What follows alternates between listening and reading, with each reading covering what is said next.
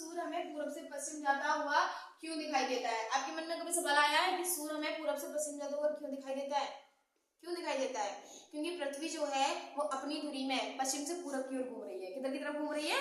पश्चिम से पूरब की ओर घूम रही है। तो इसी कारण हमें सूर्य जो है वो पूरब से पश्चिम जाता हुआ दिखाई देता है।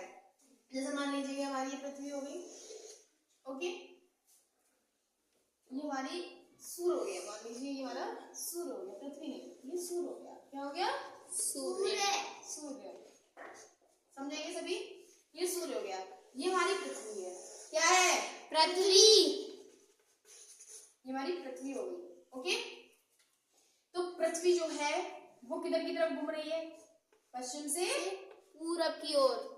किधर की तरफ घूम रही है? पश्चिम से पूरब की ओर। ओके, यही है ना, पश्चिम से पूरब की ओर हो रही है। तो इसीलिए सूर्य जो है वो हमें पूरब से पश्चिम जाता हुआ दिखाई देता है। ओके।